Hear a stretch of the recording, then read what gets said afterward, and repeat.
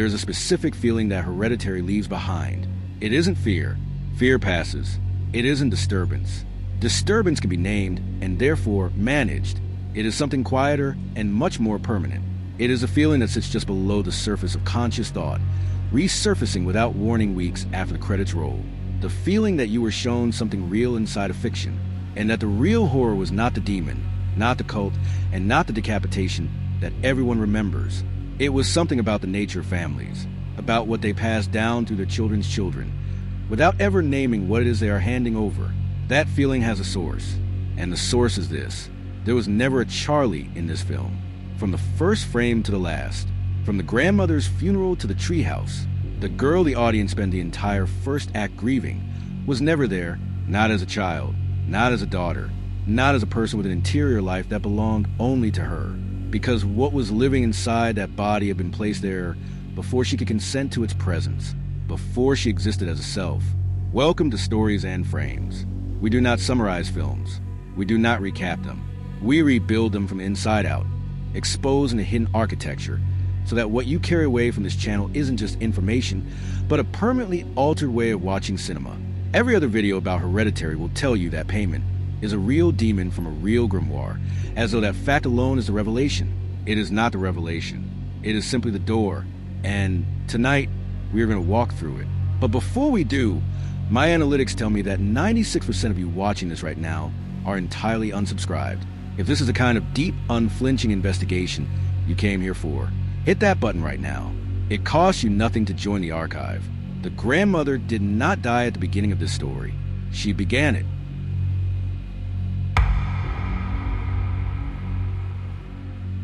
The film opens with an unsettling, slow push into a meticulously crafted miniature dollhouse.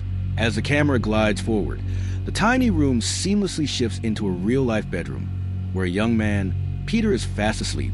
His father, Steve, steps into the room, handing him a crisp, black suit to get ready for the day. Noticing his daughter is missing, Steve ventures outside into the biting cold. He climbs up into a wooden treehouse, finding her daughter, Charlie, asleep in the freezing air. He scolds her for the dangerous habit and tells her to hurry up and get dressed. Her mother is already waiting in the car. The family is headed to a funeral. At the morning ceremony, Annie stands at the podium, delivering a eulogy. She admits it feels a bit strange to see so many unfamiliar faces, noting that her mother was an incredibly private woman, keeping her anxieties, her friends, and her bizarre rituals entirely to herself. Scattered among the pews are groups of suspicious-looking attendees. Charlie, acting a bit oddly herself, sits quietly drawing her notebook, constantly making a distinct, sharp ticking sound with her tongue. As the service concludes, Charlie notices a strange woman leaning over her grandmother's corpse, applying something directly to the dead woman's lips. Afterward, while Charlie snacks on a chocolate bar, her father anxiously checks if it contains nuts, reminding us of her severe allergy. That night, back in their quiet home, Annie checks on Charlie in her room. She finds her daughter obsessively sketching a portrait of her grandmother. Annie tries to comfort her, explaining that her grandmother was so deeply attached that she even insisted on breastfeeding Charlie when she was a baby. Charlie simply replies that her grandmother had always wanted her to be a boy. Then, in a chilling moment, Charlie asks, "Who will take care of me when you die?" Unsettled, Annie assures her that her dad or brother would step in. Annie gives her a kiss and leaves. Seeking answers, Annie wanders into her late mother's dark room.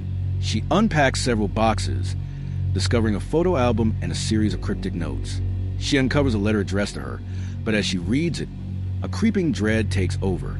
She drops the items, shuts the box, and turns to leave. Suddenly, in the pitch black, she sees the silhouette of her dead mother. Annie snaps on the lights, and the apparition vanishes. The next day, Charlie is sitting in her classroom, quietly fixing a small toy. Her teacher suggests she put away until after quiz. Suddenly, a pigeon slams violently into the classroom window, dying instantly on the pavement outside. Later, Charlie walks out to the dead bird. Without a flinch, she takes out a pair of scissors, cuts off the pigeon's head, and slips it into her pocket. As she turns around, she spots a strange woman standing at a distance, staring at her with an eerie, knowing smile. Back at the house, Annie is working when she glances down the corridor and notices her mother's bedroom door is wide open. She asks Steve about it, but he denies going inside, quietly locking the door himself later on. Soon after, Steve receives a disturbing phone call from the cemetery. Ellen's grave has been desecrated, her body dug up and removed. Fearing for Annie's fragile state, he decides to keep this horrifying secret to himself. Annie is keeping secrets of her own. She tells Steve she is going out to catch a movie, but instead, she heads to a mental health support group. Sitting in a circle of strangers, she finally unloads her trauma. She speaks of her mother's recent death, her father who starved himself when she was young, and her schizophrenic brother who hanged himself inside Ellen's bedroom. She reveals the deep alienation she felt from her mother, a rift that only healed when Charlie was born. Because Ellen was so obsessively attached to the baby, Annie feels an immense, crushing guilt for handing her newborn over. She admits she doesn't want to burden her family, but she desperately needs help. Meanwhile, back at the house, Charlie feels a strange presence in her room and wanders outside barefoot. Inside, Peter asks his mother if he can go to a high school party. Annie agrees, but aggressively insists he take his younger sister with him. Peter searches the house and finds Charlie outside in the cold. In the distance, Charlie watches a strange woman performing a bizarre ritual around a fire. Before she can process it, Annie appears from behind, scolds her for being outside barefoot, drags her back inside, and forces her to ride to the party with Peter. In the car, the heavy silence is only broken by the constant tick of Charlie's tongue. At the party, Peter ditches his sister to hang out with a girl, leaving Charlie alone with instructions to eat some chocolate cake. As she eats, her throat begins to close. The cake has nuts in it. Panic sets in as she struggles to breathe. Peter rushes back, scoops her up, and speeds off toward the hospital in a desperate panic. Gasping for air, Charlie rolls down the window and shoves her head outside to catch a breath. Suddenly, the headlights reveal a dead deer blocking the road. Peter violently swerves the car. In a fraction of a second, Charlie's exposed head violently slams into a wooden telephone pole. Paralyzed by shock and terror, Peter cannot process what he has just done. In dead silence, he drives the car home, leaves it in the driveway, walks to his room, and simply gets into bed. Morning breaks, and a blood-curdling scream shatters the house. Her bloodied head lies abandoned in the dirt by the side of the road. The family holds a second funeral. The tragic accident completely fractures the bond between mother and son. Sometime later, while Annie is out, she is intercepted by a woman named Joan. Joan claims to recognize Annie from the support group. When Annie tearfully explains how she lost her daughter, Joan empathizes, revealing she too lost her son and grandson in a drowning accident. She hands Annie her address, offering a shoulder to lean on. The next day, Annie visits Joan's home. She pours out her agony, detailing the horrific trauma of finding her child's headless, blood-soaked body. That evening, the tension in the Graham household boils over at the dinner table. Peter finally tries to speak to his mother, but it quickly devolves into a vicious, heated argument about blame, trauma, and responsibility. Annie screams that if Peter could just apologize and take responsibility, they could heal, but he is too cowardly to face what he did. Peter fires back, blaming Annie for forcing Charlie to go to the party in the first place. Overwhelmed with rage, Annie storms away from the table. Seeking an escape, Annie runs into Joan again while shopping. Joan excitedly tells Annie about a group of spiritual performers who conduct open seances, claiming she successfully conjured her dead grandson, heard his voice, and felt his presence in the room. Skeptical but desperate, Annie follows Joan home. In a dark room lit only by a single candle, Joan places a glass on the table and tells Annie to rest her fingers on it. At first, nothing happens. Then, the glass begins to slide. Joan calls out to her grandson, and a piece of chalk seemingly moves on its own, writing, "I love you," across a small chalkboard. Terrified by the supernatural display, Annie begs Joan to stop. As she leaves, Joan shoves the candle and instructions into Annie's hands, urging her to perform a ritual at home. Joan explains the rules are simple. You must use an item belonging to the deceased, and every person living in the house must be present. As Joan drives home later that day, she suddenly hears a distinct tick of Charlie's tongue from the back seat, confirming the spirit has attached itself to Annie. That night, unable to sleep, Annie watches a thick trail of ants crawling across her floor. She follows the line down the hall, pushing open Peter's door. To her horror, Peter is dead, his rotting corpse entirely consumed by a massive colony of ants. Before she can scream, Peter's voice breaks the silence. "Mom, what are you doing here?" Annie snaps awake. She had been sleepwalking. Standing over Peter's bed, she blurts out a horrific truth. She never wanted to be a mother. Her own mother pressured her into it. and she even tried to have a miscarriage to stop Peter from being born. Heartbroken and disgusted, Peter listens as Annie suddenly strikes a match, and Peter bursts into flames. Annie's eyes snap open. It was a dream within a dream. Driven to the brink of madness, she violently wakes Steve and Peter in the dead of night, forcing them downstairs to perform the seance. They place their fingers on the glass. Suddenly, the glass forcefully glides across the table. Annie speaks to Charlie, demanding she write in her sketchbook. Terrified, Steve tries to snatch the book away. A loud crack echoes from the wooden cabinets, freezing them in fear. When Annie asks what happened, she is suddenly possessed. Her face contorts, and she speaks to them in Charlie's exact voice, creating absolute terror. Desperate to stop it, Steve throws a glass of cold water into Annie's face, breaking the trance. The supernatural grip on the family tightens. The next day at school, Peter stares at his desk, only to see his own reflection maliciously smiling back at him. Terrified, he sprints out of the classroom. Back home, Steve calls Annie, furiously blaming her for terrorizing Peter with spirits. Annie viciously defends herself, screaming that she is not to blame. That night, Peter lies awake. He senses a presence. Standing in the dark corner of his room is Charlie. He looks toward the door and sees his dog, Rexy, staring into the hall. Suddenly, unseen hands violently grab his face. His head is yanked backward as he thrashes and struggles against the invisible force. When he finally breaks free, his mother is standing right in front of him. Paralyzed with fear, he thinks she was the one attacking him. But Annie swears she just ran in when she heard him screaming. She begs him not to tell his father, then grabs Charlie's sketchbook and throws it into the roaring fireplace. But as the pages ignite, Annie's own arm bursts into flames. Screaming in agony, she is forced to pull the unburnt book out of the fire to save her own life. Realizing she needs help, Annie rushes to Joan's house, but the doors are locked. Peering through the window, she sees an altar. In the center is a photograph of Peter, surrounded by ritualistic objects. She looks down at the ground and notices the doormat. It's a design she recognizes. Something clicks in her mind.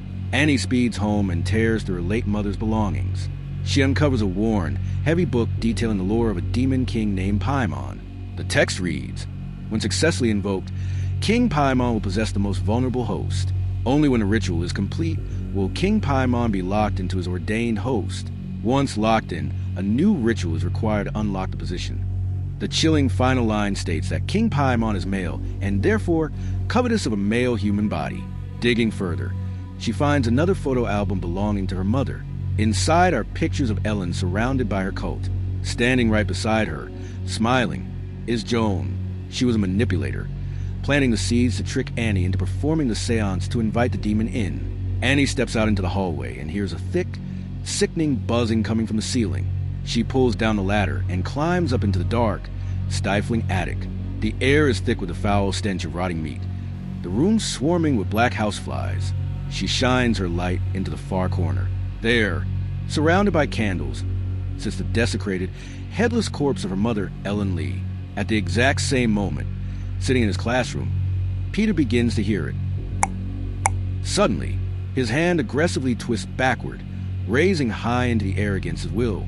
His spine violently arches back. With brutal force, his body slams his own face down into the wooden desk. His nose shatters. Blood pours down his face as he screams in agony. Steve gets a call from the school and brings his broken son home, putting him to bed. Annie corners Steve, frantically explaining what she found in the attic. She begs him to go up and look. Steve climbs a ladder, sees the headless corpse, and climbs back down, furious. He demands to know why she hasn't called the police. Annie spirals, explaining the cult, the photos, Joan, and the demon, but Steve's eyes are cold. He refuses to believe her. He accuses her of digging up the grave herself and hiding her mother's body in the attic. He tells her she is profoundly sick and that he is calling the cops. Despite being her husband, he cannot see the truth. Pushed beyond the brink, Annie grabs the cursed sketchbook and hurls it into the roaring fire. But this time, Annie does not burn. Instead, the fire engulfs Steve. He screams as he is burned alive in the middle of the living room. Annie stands frozen in shock. Her horrified expression slowly drains away. Day bleeds into a pitch-black night. Peter wakes up in his bed. He walks out into the hallway, calling for his mom and dad. The house is dead silent. He reaches the living room and finds Steve's charred, blackened corpse lying near the fireplace. Through the shadows, he spots a naked, smiling man standing in the dark. Suddenly, from above, his mother drops down and violently chases him. Peter sprints for his life, scrambling up the ladder into the attic and slamming the trapdoor shut. Below him, his mother begins violently slamming her own head into the heavy wooden door, battering it like a maniac. Then, the banging stops. Peter backs away, taking in the attic every wall, table, and surface is covered in lit candles. The headless body of his grandmother is gone. In its place sits a framed photograph of Peter himself. Thinking it's a nightmare, he desperately tells himself to wake up. Then, he hears a wet, scratching sound. He looks up, hovering in the air, suspended by piano wire. Annie is brutally sawing through her own throat with a piece of wire. He looks to the shadows and sees a coven of naked cultists standing silently in the corner, pushed over the edge of sanity. Peter throws himself out the attic window. He hits the cold earth. As he regains consciousness, he looks up to see the freshly decapitated body of his mother floating gently through the air, drifting into the wooden treehouse. Trance-like, Peter gets up and follows her. He climbs the ladder into the wooden structure. Inside, the remaining cultists are kneeling, bowing their heads to the floor. In the center of the room stands a wooden mannequin adorned with a crown. Atop the mannequin sits the rotting, decapitated head of his sister, Charlie. Peter stands in the center of the room as one of the cultists steps forward and places a crown upon his head. Joan steps from the shadows and addresses him, not as Peter, but as Charlie. Charlie, you're all right now. You are Payman, one of the 8 kings of hell. We have looked to the northwest and called you in. We've corrected your first female body and give you now this healthy male host. We reject the Trinity and pray devoutly to you, great Payman. Hail Payman! Hail Payman!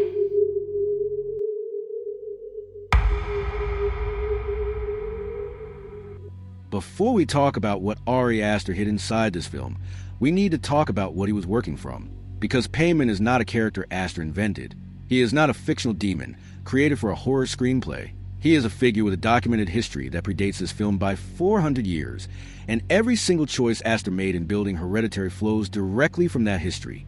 This is the document where Payman lives. Written in the 17th century, it is a grimoire, a textbook of ceremonial magic, and contains a list of 72 demons that the biblical King Solomon is said to have conjured and bound his service. Payman is number 9 on that list. He is described as one of the 8 kings of hell. The Lesser Key describes Payman as appearing in the form of a man seated on a dromedary camel, wearing a great crown with a feminine face. But the pronouns used throughout are exclusively masculine. His face is female. His nature is entirely male. He speaks with a loud but hoarse voice. Before he will answer any question or perform any task, he must first be addressed with respect using his full title, King Payman, and he demands that his summoner bow their head toward the northwest, which is the direction from which he comes. This is not a background detail. In Hereditary, at the end of the film, the cult member addressing Peter says exactly this. We have looked to the northwest and called you in. Aster took that directly from the grimoire, word for word. According to the Lesser Key, Payman has specific abilities that are documented and precise. He can reveal all secrets and hidden things. He can answer any question truthfully about the earth, the sea, and the wind. He has a particular affinity with art, science, and knowledge, which is a specific reason the women in the Graham family are artists. Annie makes miniatures. Charlie makes figures. The artistic nature of these women is not a character detail. Aster invented for warmth. It is the documented reason they were chosen. Payman's affinity for art made them useful vessels. Here is where the film's entire engine is located. The Lesser Key of Solomon describes Payman as having a feminine face, but a masculine nature, and other historical documentation about Payman states explicitly that while his hosts have varied across genders, the most successful possessions have always been in male bodies, and that Payman has historically become, in the language of the documents, livid and vengeful when offered a female host. This is word for word the text Annie finds in the book near the end of the film. Aster did not write that passage for screenplay. He took it from the source material and placed it inside the film as a prop. Charlie was born female. The plan required a male. That single biological fact is the engine of everything that happens in this film. Charlie's entire 13-year life was a holding pattern while the cult waited to move Payman into Peter, the symbol that appears throughout Hereditary, carved into wood, painted in blood on walls, worn as jewelry, is Payman's real documented seal from the Lesser Key of Solomon. Aster did not design it. It already existed. It has existed in occult literature for 400 years, and it appears in this film earlier than most viewers ever realize. Now we go through the film frame by frame. Ari Aster confirmed that the dollhouse model is structurally significant in a specific way that most viewers never examine. The attic window in the miniature, the attic where Ellen's headless body is eventually found, is boarded up. Charlie's bedroom window is also boarded up, and the front door of the miniature is built to resemble a bank vault door. No way in, no way out. The family the dollhouse contains is not being presented as a family. They are being presented as figures inside a sealed container. The architecture of the miniature tells you the story before the story begins. Nobody is getting out of this house. Charlie's death was not an accident. Before Peter drives Charlie to the party, Aster stops his camera on the telephone pole on the side of the road. Scratched into the wood of that pole is Payman's sigil. It is there before the accident. It was placed there deliberately. What the audience watches as a tragic, sudden, horrific accident is actually the second act of a ritual whose first act was Charlie's birth. The sigil on the pole marks it as a prepared instrument. The cult used their magic to ensure that pole was the one that ended Charlie's time as Payman's vessel. Her death cleared the way for Peter. Everything about the seance was prepared before Annie arrived. In the scene where Joan flags down Annie in the craft store parking lot, look at Joan's backseat. The chalkboard, the one Joan will present as her dead grandson's favorite toy, the one to which the grandson supposedly writes, "I love you," is sitting in Joan's car still in its shop packaging. She has just bought it. She bought it before Annie arrived at her apartment.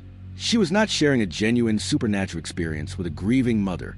She was staging a performance she had prepared in advance, using a prop she purchased that same day. Everything Annie experienced in that apartment was theater. At one point in the film, the camera holds briefly on the Graham family's mail slot, and a flyer for a seance drops through it on the pile. This is the cult's first attempt to draw Annie into the ritual. When Annie does respond to the flyer, when it sits in the pile unnoticed, the cult moves to Plan 2, which is Joan engineering a personal encounter at the craft store. The direct approach was a backup. They had already tried the passive route, and it failed. In the scene where Annie is painting at her desk, a paint bottle tips over and spills across a piece of paper that has Joan's phone number written on it, obscuring it, destroying it, seemingly preventing Annie from being able to call Joan. Watch the bottle carefully. Annie does not knock it over. Her hands are nowhere near it. He destroys Joan's number, so that Annie cannot reach out to Joan on her own terms. The shimmering blue light that appears in the background of various scenes, in windows, in corridors, in rooms where there is no light source that could produce it, is Payman moving to the physical space before he has a permanent host. He is in the house.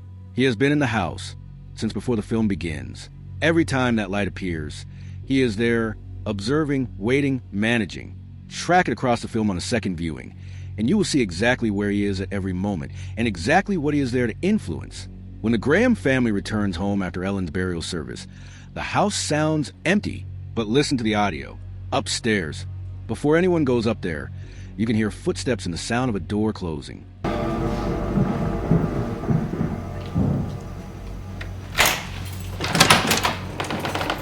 Nobody in the family is upstairs. Those sounds belong to cult members who are already inside the house, most likely the people who transported Ellen's exhumed body to the attic and stored it there. On the day the family buries a grandmother, her body is being moved into the ceiling above their bedrooms. The house was never safe. It was compromised from the first day.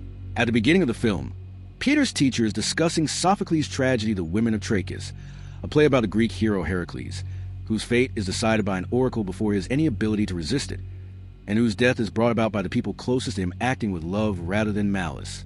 The teacher asks the class whether a fate that was always inevitable is more or less tragic than one the character could have avoided. A student answers, more tragic, because if it's inevitable then the characters never had hope. They were always just pawns in a horrible, hopeless machine. But let's all remember, Sophocles wrote the oracle so that it was unconditional, meaning Heracles never had any choice, right? So does that make it more tragic or less tragic than if he has a choice? I think it's more tragic because if it's all just inevitable, then that means that the characters had no hope. They never had hope because they're all just like hopeless. They're all like pawns in this horrible, hopeless machine. Aster places this exchange in the film's first act, so that the audience hears the entire story of what they are watching described in Sophocles' terms before the story accelerates. Peter is sitting in that classroom. He is the subject of the lesson. He does not know it yet. Annie's older brother was named Charles. He was diagnosed with schizophrenia as a teenager and hanged himself in Ellen's bedroom. His suicide note accused his mother of trying to put people inside of him. He was not schizophrenic. He was telling the truth. Ellen had attempted to use Charles as payment's vessel before Charlie was born, and when that attempt ended in a suicide, she waited, stayed close to Annie, and when Charlie was born, she claimed her immediately. Charlie was named after the brother whose body had already been used and discarded. The name is Ellen's acknowledgement of what she intended to do with this child as well. When Peter flees the attic and bolts the hatch from inside, the hatch is sealed. He is alone up there.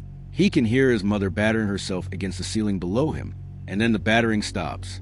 And when Peter looks at the shadows near the column behind him, if you look carefully, a nude cultist is standing there, someone who was already in the attic before Peter arrived, who opened the hatch from inside and let Annie in after Peter jumped through the window.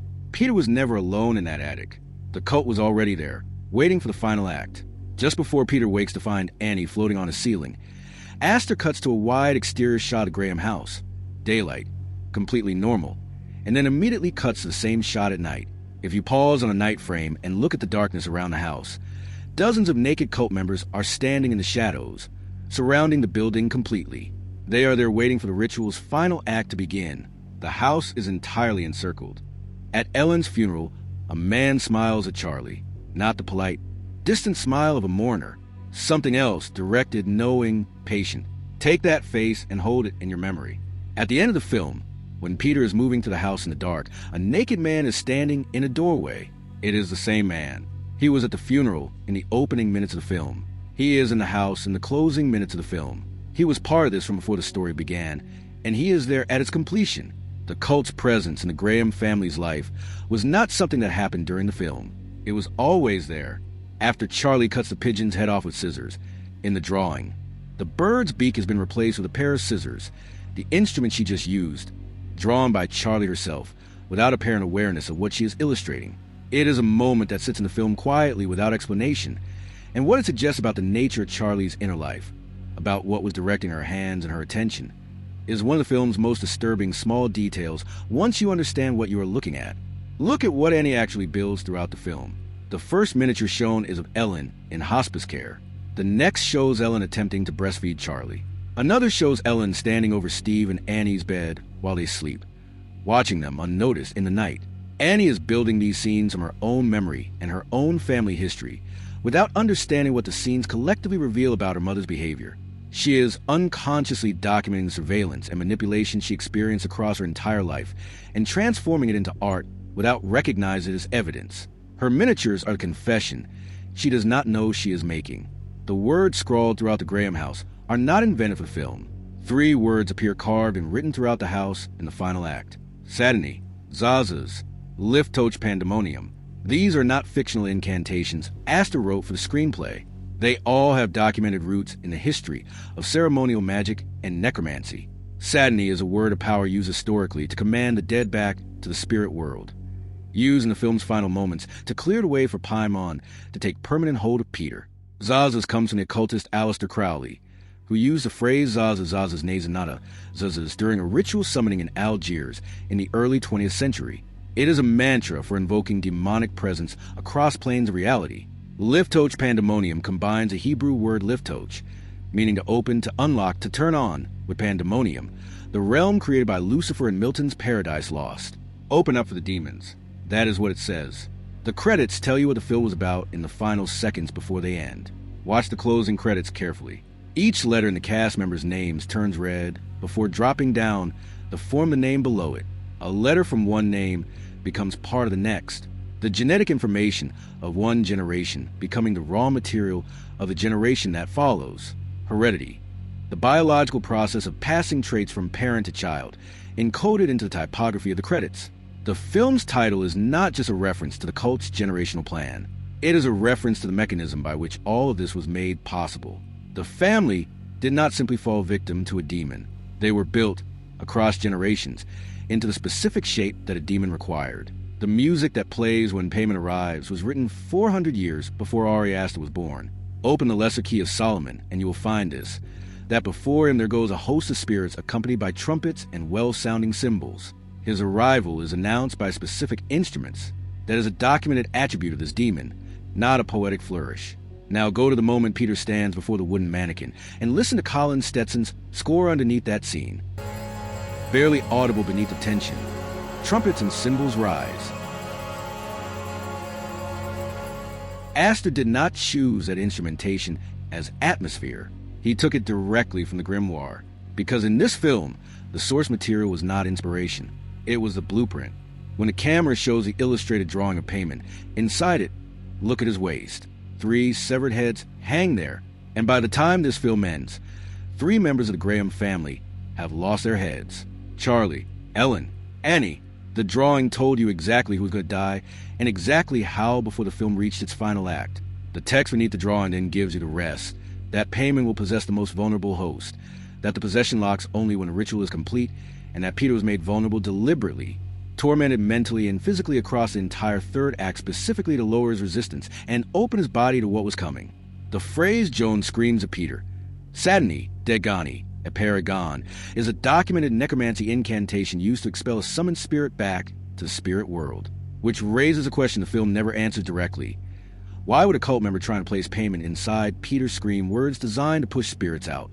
The most disturbing reading is the correct one. She was not trying to expel Payman. She was using the incantation to drive Peter's own soul out first, clearing the space, emptying the vessel, making room for what was coming in. The triangles drawn throughout this film, on Ellen's floor, around Peter's photograph in Joan's apartment, are not decorative. They come directly from Solomon's seal, the symbol King Solomon used when he became the first person in documented occult history to conjure a demon for personal gain. The triangle is a containment shape. It is where the summoned spirit is commanded to appear and be bound. When Joan draws a triangle around Peter's photograph, she is not performing a ritual in the general sense. She is performing a specific, historically documented act of demonic containment, placing Peter inside Solomon's geometric trap. When Charlie walks toward the burning figure of Ellen sitting on a log surrounded by flames, look at the ground. Footprints lead directly to Ellen's body, human footprints, approaching from behind, stopping exactly where the body sits. The cult was already managing the physical world around this child before the accident, before the seance, before any of the film's apparent supernatural events began. When Annie drinks tea at Joan's apartment and pulls a piece of black herb from her mouth, it reads as incidental. It is not incidental. That herb, confirmed in Ari Aster's own screenplay, is identical to the herb visible in the bottle Ellen feeds to baby Charlie in the photographs throughout the film. Charlie was dosed from before she could speak, and when Joan needed to begin preparing Annie, she put the same substance in her tea. This is the details I noticed while watching Hereditary. Every one of them was there from the first frame. Every one of them was placed there by a filmmaker who knew exactly how the story ended before he shot a single scene. Because the story, in his hands, was never about whether the ending would happen. It was only ever about whether you would understand it before it arrived.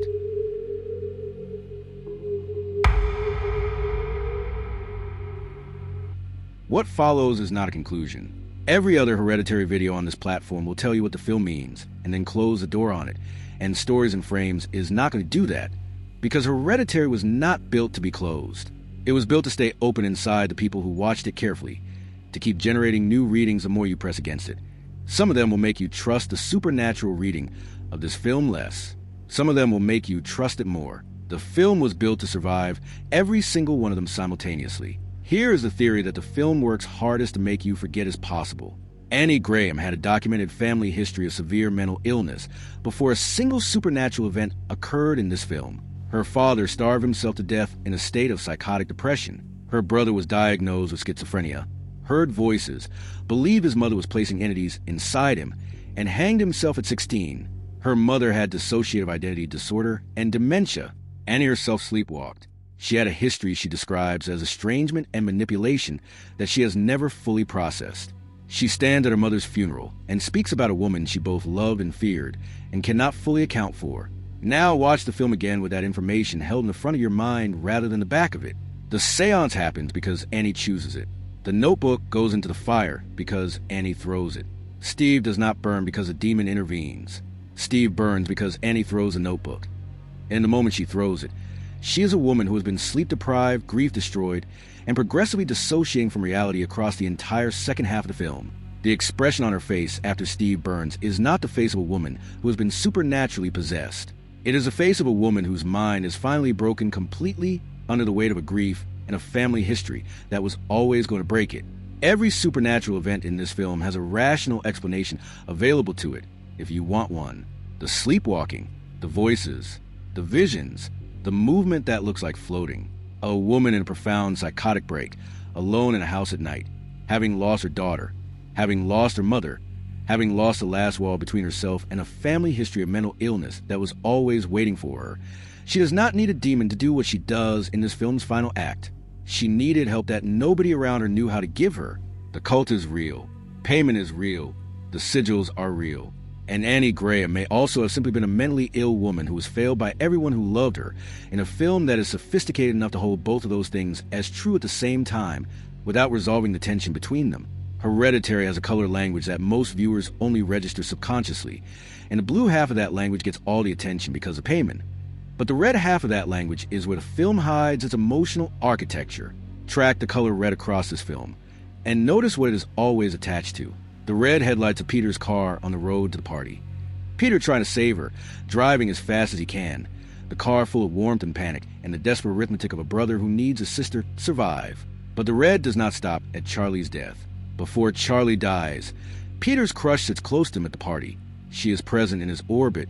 She is part of his life in a way that another person can be before grief closes every room. After Charlie's death, as Peter progressively loses his ability to exist inside his own body, she distances herself. And in the classroom scene where Peter's arm rises and he drives his face into the desk, she is wearing a red top, red at the beginning of what destroys Charlie. Red does not mark Payman's presence in this film. Red marks the cost of connection. Every red light in Hereditary is burning at the exact moment when love becomes the instrument of loss.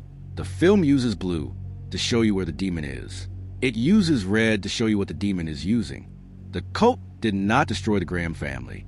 The Graham family's love for each other destroyed the Graham family.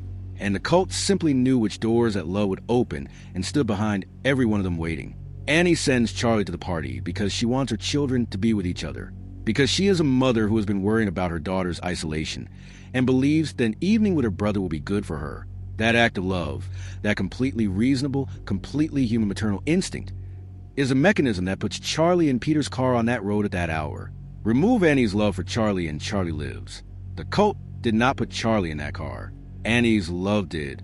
Steve refuses to believe Annie because he loves her. His love translates into the diagnosis of illness, into the framework of a man trying to protect his wife from what he believes is a breakdown, into the decision not to call the police about the body in the attic because doing so will expose his wife to consequences he cannot accept. His love is the reason he is standing next to the fireplace when the notebook burns. Remove his love for Annie, and he calls the police on day one. The cult's entire plan required him to love his wife too much to act on what he was seeing. These are my theories. None of them cancel the others. All of them are true in a way that the best films permit multiple truths to occupy the same space simultaneously. Because Ari Aster did not make a film about a demon. He made a film about a family.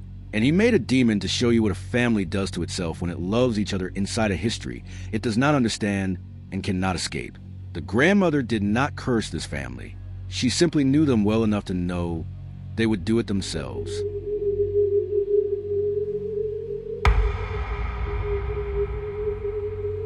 We began this breakdown by looking into a dollhouse. Hereditary is a cinematic trap built with the precision of a master craftsman.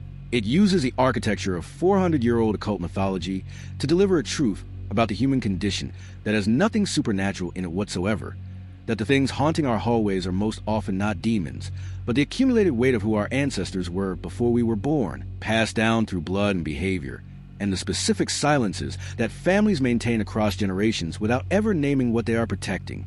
The Graham family fought for each other with everything they had. They screamed and bargained and bled across every room of that house trying to hold something together that was being systematically taken apart by forces they could not name and could not see clearly enough to resist. And what makes Hereditary a masterpiece rather than simply a very good horror film is that the conclusion Ari Aster builds toward is not about the cult succeeding, and it is not about the demon winning. The true horror of Hereditary is this. From the exact moment they were born into that family, into that history, into that bloodline, into the specific inheritance Ellen Lee spent decades preparing, they never actually had a chance to live. That is what Stories and Frames exist to find. This is the work. And if this is the kind of investigation that brought you here tonight, the subscription button is right there and the archive is waiting. Before you go, step into the comments and answer one question. Of everything we examined tonight, every hidden detail, every sigil, every frame Aster placed with deliberate intention, what is the single most disturbing thing he hid inside this film? The one detail that, now that you have seen it, you cannot look away from. This is Stories and Frames, and we will catch you in the next frame.